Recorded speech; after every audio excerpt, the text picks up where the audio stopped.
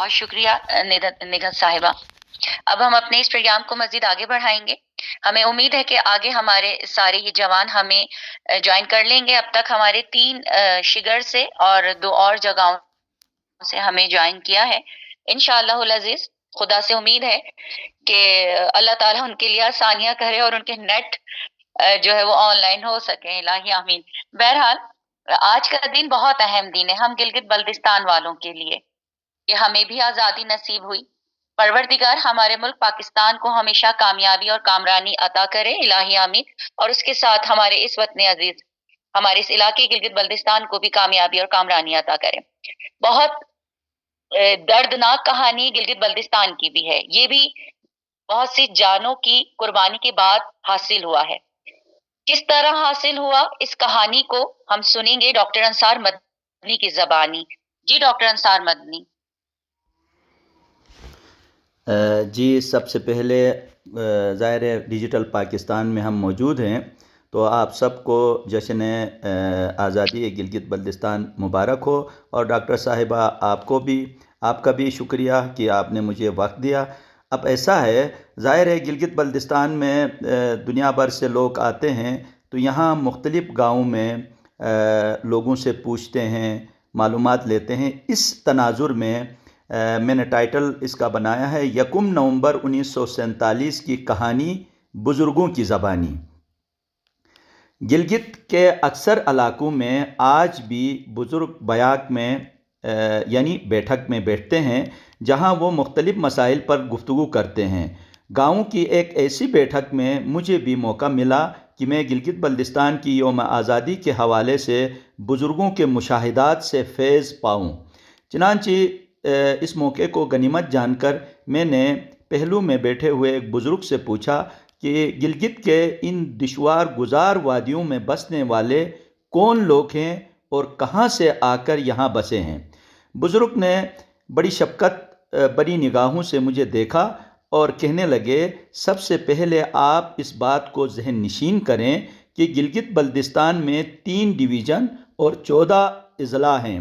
Gilgit division में 5 अज़ला यानी ज़िला गिलगित, ज़िला नगर, ज़िला हुंज़ा, ज़िला गिज़र और ज़िला गुपिस, जबकि बल्तिस्तान डिवीज़न में ज़िला स्कर्दो, ज़िला शिगर, ज़िला खरमंग, ज़िला गांचे और ज़िला रुंदू कुल 5 अज़ला हैं। और दियामर डिवीज़न में 4 अज़ला यानी ज़िला चिलास, ज़िला दारेल, ज़िला तांगीर और ज़िला अस्तोर हैं। यहाँ का रकबा 72,094 और आबादी के बारे में कहा जाता है तकरीबन 18 लाख। गिलगित बल्तिस्तान के हुदूद में चीन, रूस, अफ़गानिस्तान और इंडिया की सरहदें मिलती हैं, इसलिए यहाँ आकर बसने वाले ज़्यादातर ताजिर, मुहिमजू, फ़ौजी, शिकारी, खाना बदोश या अपने इलाकों से मुख्तलिफ़ वजूहात की बुनियाद पर हिजरत करके आने वाले लोग हैं। इसलिए यहाँ शिना, बल्ती, बुरुशिस्की, ख्वार और वखी ज़बान के अलावा कई छोटी बोलियाँ यानी डोमाकी, गुजरी बोलने वाले भी मौजूद हैं। गिलगित बल्तिस्तान की तारीख़ी, अदबी, सकाफ़ती, मजहबी पस मंज़र को समझने के लिए मुहक्किकीन पर मुश्तमिल एक कमेटी होनी चाहिए, जिसमें यहाँ बसने वाले इंसानों के रहन सहन और ज़बान व अदब की बारीकियों को समझने वाले हों, ताकि वो सीना ब सीना मुंतकिल होने वाली कहानियों, रसूम व रवाज में पिन्हा हक़ाइक़ सामने ला सकें। बदकिस्मती से तादम तहरीर ऐसी कोई मुश्तरका मुहक्किकीन पर मुश्तमिल कमेटी नहीं बनी है और न ऐसा कोई तहकीकी काम हुआ है।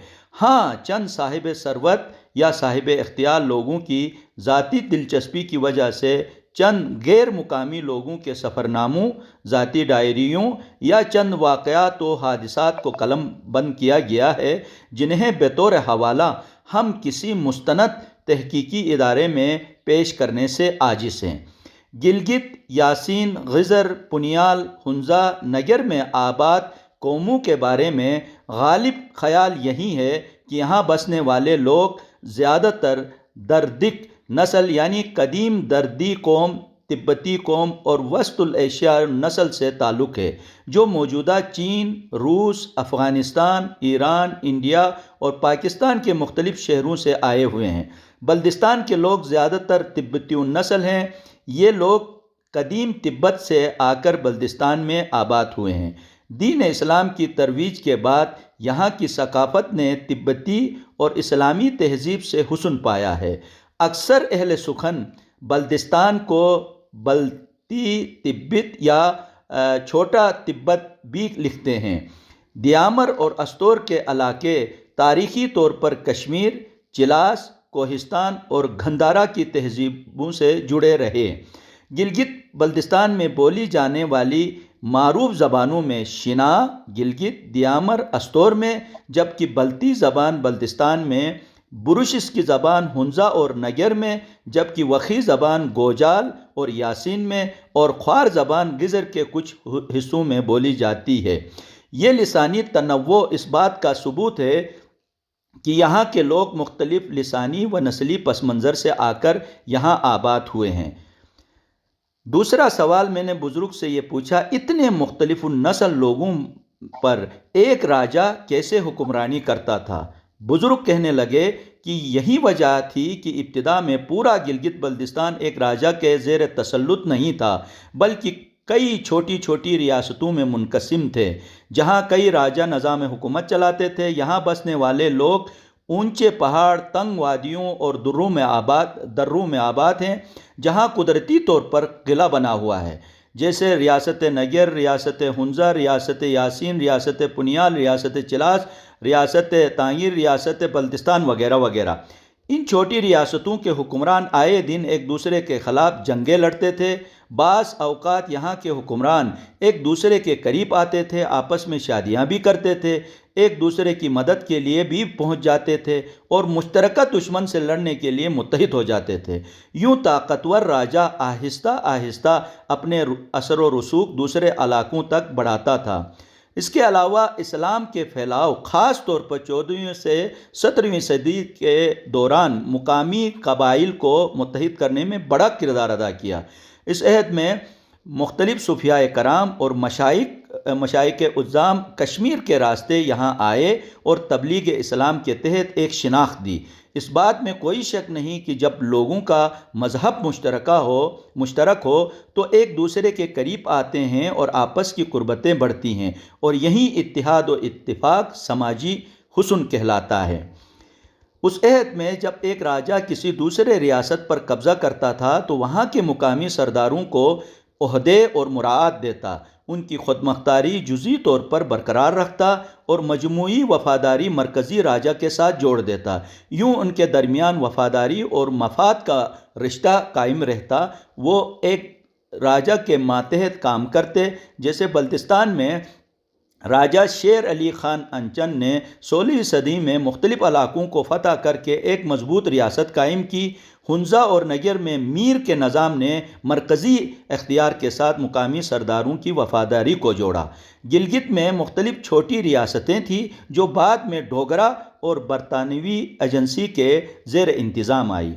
میں نے بزرگ سے پوچھا، جب یہاں مختلف راجاؤں کا راج تھا تو انہوں نے ڈوگرا راج کی حکمرانی کو کیسے قبول کیا؟ بزرگ کہنے لگے، تقریباً 18ویں اور 19ویں صدی تک گلگت بلتستان میں کئی چھوٹی خود مختار ریاستیں تھیں۔ ہنزا، نگر، یاسین، پنیال، گزر، بلتستان، چلاس، داریل، تانگیر وغیرہ، ہر ایک پر الگ راجا یا میر حکمران تھا۔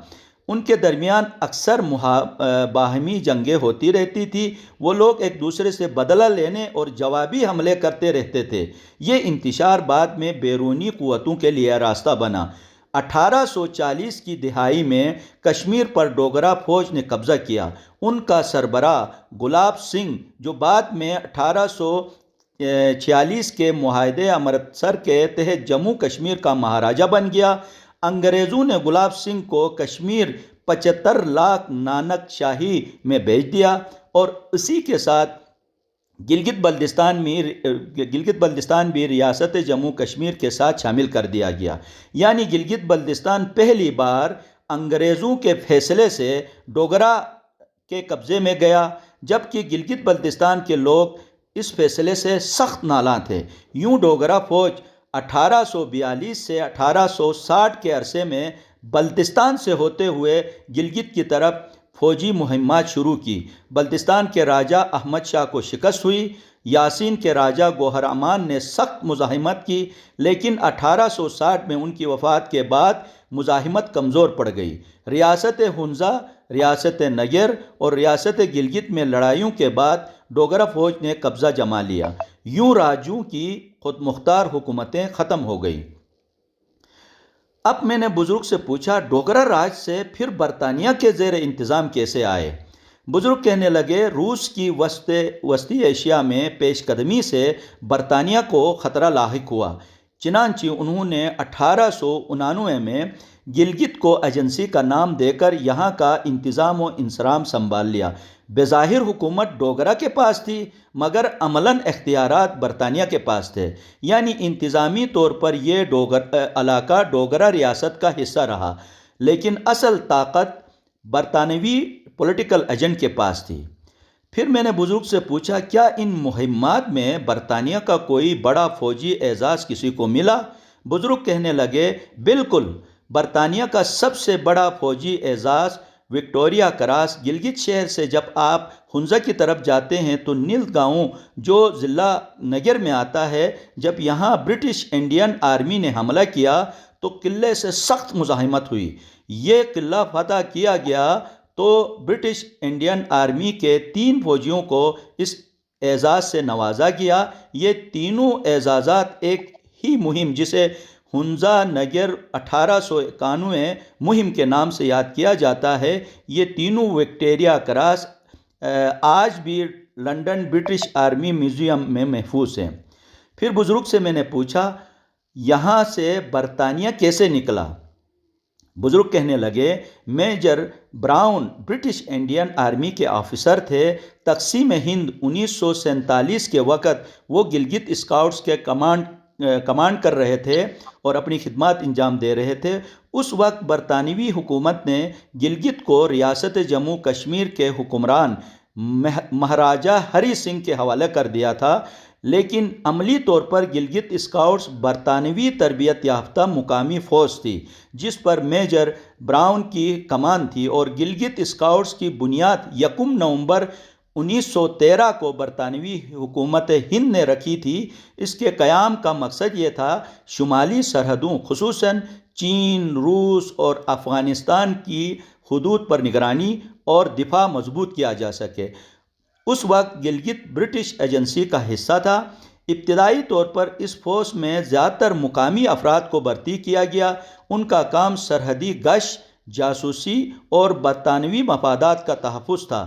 یہ فوج بعد میں تقسیم ہند کے وقت میجر براؤن کی قیادت میں گلگت بغاوت 1 نومبر 1947 میں مرکزی کردار ادا کرتی ہے۔ پھر بزرگ سے میں نے پوچھا، گلگت بلتستان میں 1 نومبر یوم آزادی کے عنوان سے کیوں منایا جاتا ہے؟ بزرگ کہنے لگے، چونکہ گلگت اسکاؤٹس میں سب سپاہی تقریباً مسلمان تھے، وہ مہاراجہ کے مقرر کردہ ڈوگرا افسر کی اطاعت کے لیے تیار نہیں تھے۔